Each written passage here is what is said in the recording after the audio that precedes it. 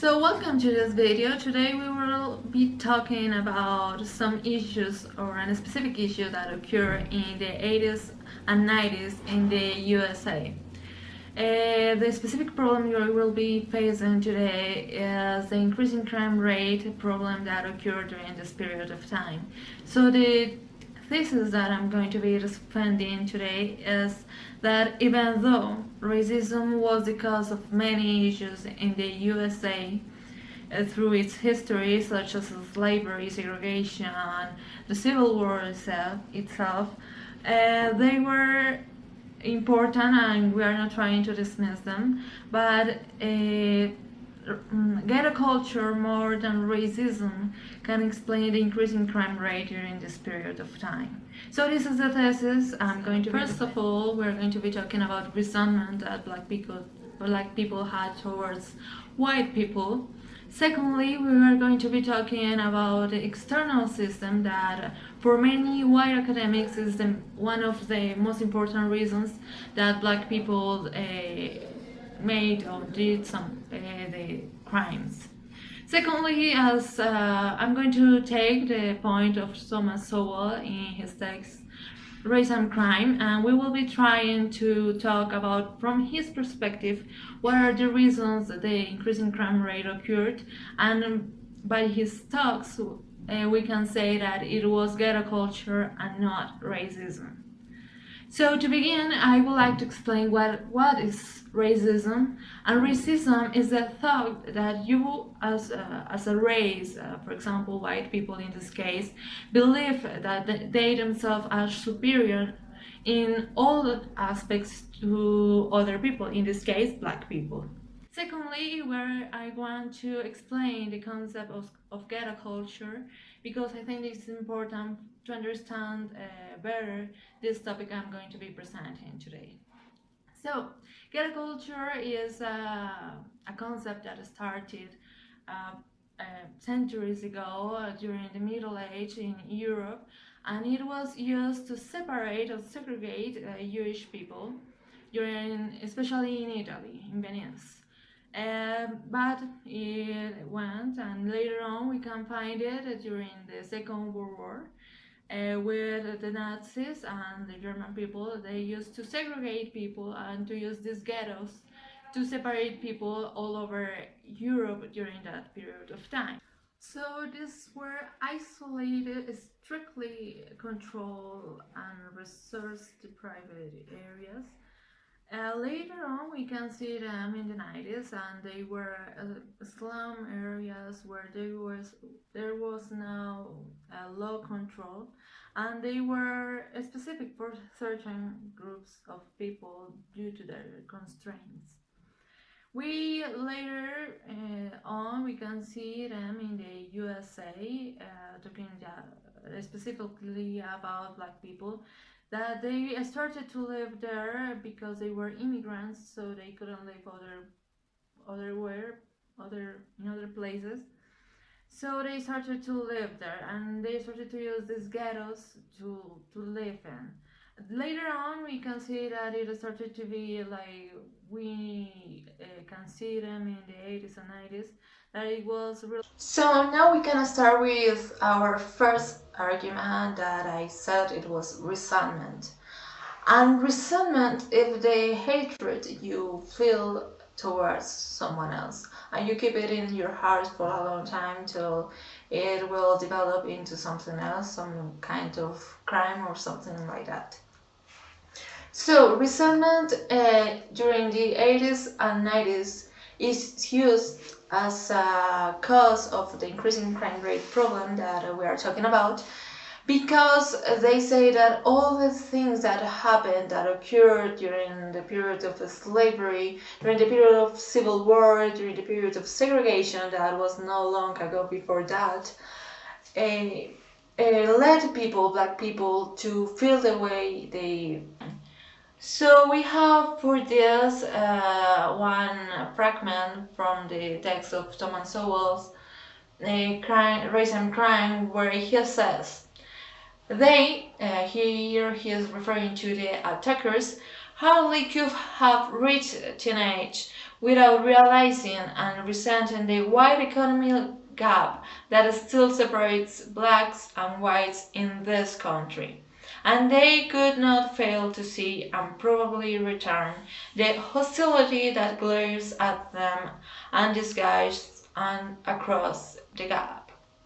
And this is said, and he quotes Tom Wicker for this, and Tom Wicker believes that a black young man couldn't have reached that age without feeling something against white people.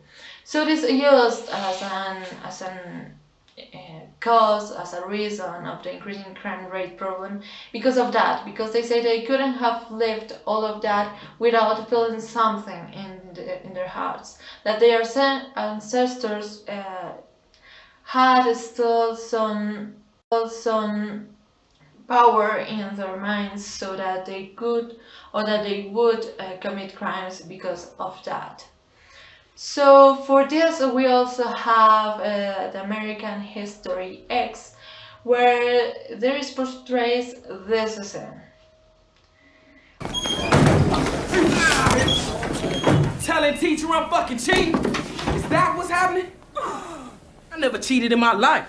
Peter's more fucking ass hand. But I didn't say anything. Why you tripping on me? Why you all kicking me like that? What's up, man? What you scared for? I ain't gonna do nothing. Where in this scene we can see that there is no context for this, even in the movie we cannot see what the context is. There is just this school and this is scenes occurs, so these young black people started to beat a white man, and here appears this other person, but we cannot see why. And the reason why academics would give is resentment. There is resentment in their hearts towards white people. This is also portrayed in the Interview with a Killer short story. We can see that there is this crime that this black person committed, and the reason most of people, even the court, gave to explain this crime was that this black man felt some sort of anger towards white people, because here it says that he was the black man was showing the way to a pregnant woman to the hospital because she was having the baby, and there is this white person that forbids them to get into the hospital, and they start arguing, and at the end we can see that the reason why he did, or that the final or the end of the action is to kill the white man. And this was a policeman, so he was supposed to be the law in there. But when his mates come to try to stop him, what he says it was what makes his crime worse and makes it about race, and that is that he killed him because he was white. This white man is the reason, was the race for his crime, and they say that it was because of resentment, that they felt resentment, that they felt inferiority towards this white person. The second argument we are going to be talking about is the external system, as I said. So the external system is this kind of social thing that in which we all live in. So they say that this is the reason for the increasing crime rate, because where you live, what you have around you, what is nearby you, is going to change or to make what you think every day. So when we talk about external system, we are talking about family, maybe friends, maybe the culture itself, maybe the place you live, the conditions in what you live. So black people had very poor and bad life conditions to begin with. They were poor people, they didn't finish most of the time their studies. So this external system lets them to be what they are. What the crimes they commit is because of all of these circumstances. So that's what white academics say about this. For this, we have this scene in Paid in Full, where we can see that even in a young age, this guy, this kid started to see what he had around him. That his dad was a drug dealer, and also we have the main story that is the main protagonist, the main character, where he starts living kinda in a good way. He work in the laundry, at the laundry, but he had like these friends. He had the place where he lived, and it was all about the pressure he was feeling and his surroundings that led him to be what he became, that he was like the greatest dealer at some point of the movie. So to summarize, we have this quote from Professor Cole where he says, "Were we in John Rawls' original position, with no idea whether we would be born a black male in an impoverished urban home, would we accept a system in which out of every three black males born today can expect to spend time in jail during his lifetime?" So here it is. John Rawls was a very important lawyer during this period, and we can say that he kinda says that being born black and in this original position was a handicap for what John Rawls became in the future. So now we are going to start talking about why those reasons, even though they are valid, they are good reasons, they are not the main cause of the increasing crime rate. I'm not saying that there is not external things that happen, that there is not resentment, probably there is, but by the point of view of Thomas Sowell, that is not the main cause. So I'm going to read this quote by Thomas Sowell, where he says, "None of this supports the claim that the cause is an external system, as asserted by Professor Cole, rather than an internal, counterproductive culture, perhaps aided and abetted by outsiders who excuse or even celebrate that counterproductive underclass culture." So what he is saying here is that it's not the system, it's not like what we have around us. It probably might aid to make things worse, but that is not that. That is the internal culture black people had inside themselves. So it's this culture that lets them to do what they do. And this culture is what I was explaining at the beginning about the ghetto culture. So for this, and to explain this point, I'm going to use this clip of this scene from Paid in Full, that is the last scene Now in the there's a new movie. game. Us old players are gone. But you can see our story on music videos with prop guns and fake champagne. I guess you don't have to be somebody no more. I guess you can just front like you're somebody you ain't. I have a family. Lulu's bag of diamonds made a down payment on a new life.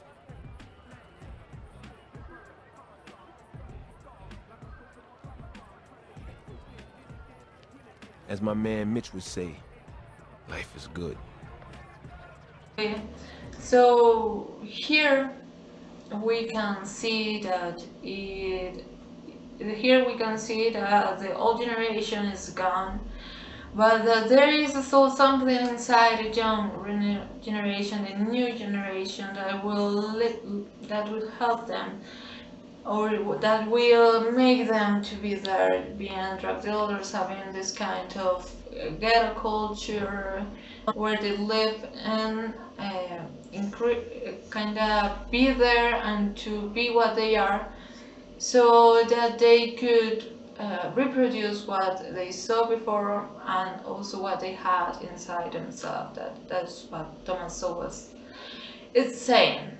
Also, we have this example that Thomas Sowell says during an interview about one of his books, and he says that there was these people in black people that after World War II they stayed in Germany. They were Americans, of course, but they were black.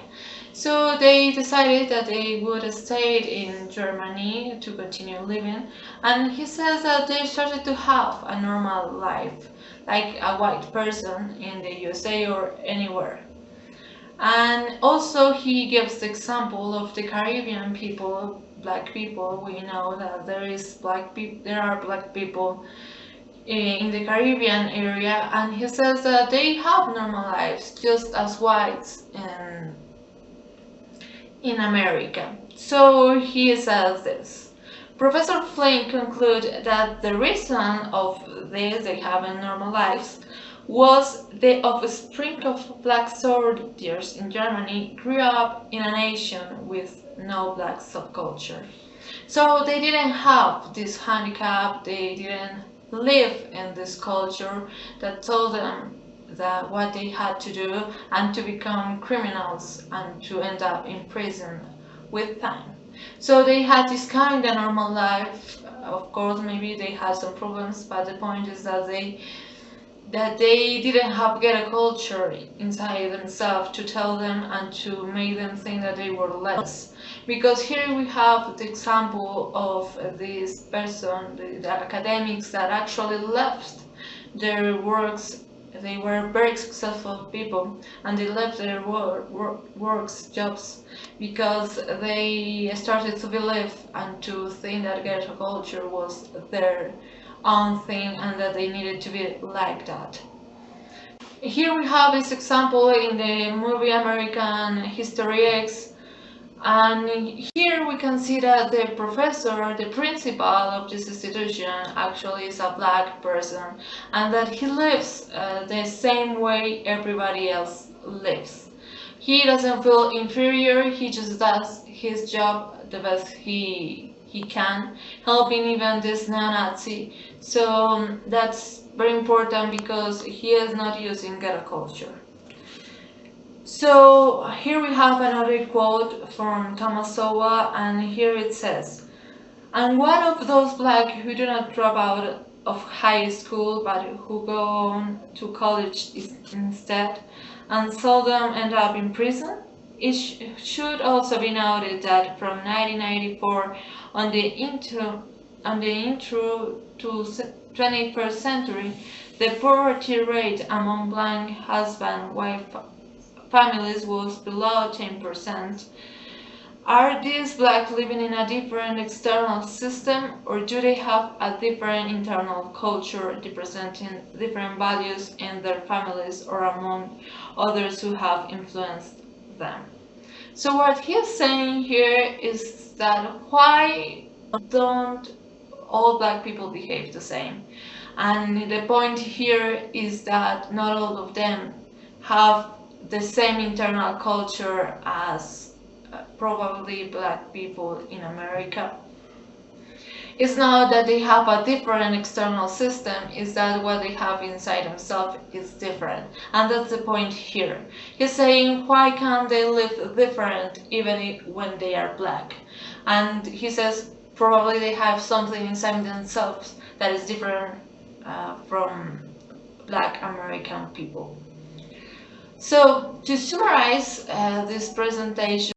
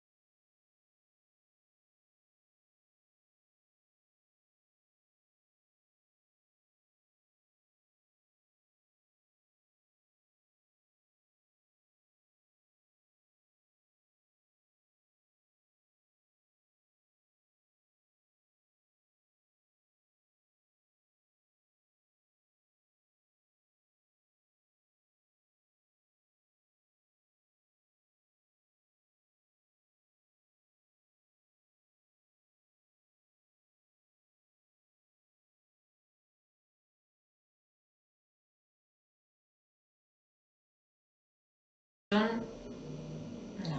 So we can see that it's an issue of what they have inside themselves, and for this we have this another scene from Paid in Full where these two friends are talking to each other and one of them says this. I do, man.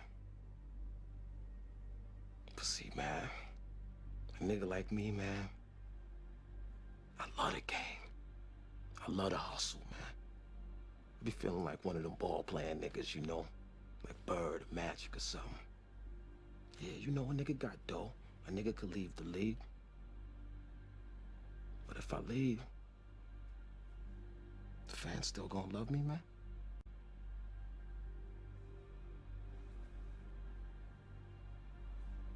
I get love out here in Harlem, man. I done sold coke on these streets, man. Hash, weed, heroin. As long as niggas is feeling it, a nigga like me can hustle it.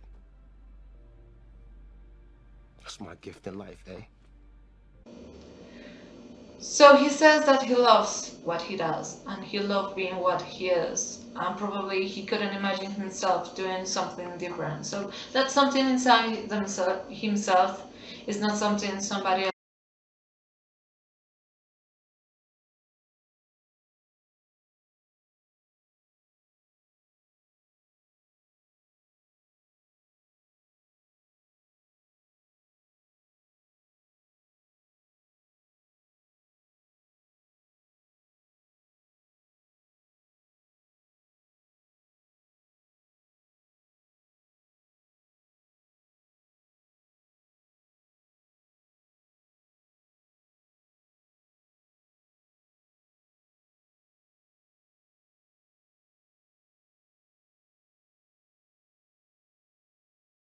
is saying. No, it's not something that he cannot change. It's just that he loves doing what he does. So to summarize, to conclude, I gave the reasons why the academics say about why racism is the cause of the increasing crime rate, and those were the external system and resentment. And we say that probably those reasons are valid to explain increasing crime rate, but it's not in its totality to explain the complete thing. They might aid the problem to be worse, but by Thomas Sowell we can see that it's something inside the black people that tells them what to do and how to behave, because there are different black people living all around the world that do not behave the same. And that's because of ghetto culture that they have in America. They had in America, especially at the time. They even had a different language. So it was this culture that led them to do and behave the way they did. So thank you very much for watching this video. I hope it might help you to understand better the increasing crime rate during the 80s and 90s in the USA. So it was not racism. Maybe racism helped, but it wasn't the main cause. It was ghetto culture, an internal thing that led them to do what they did during this period of time.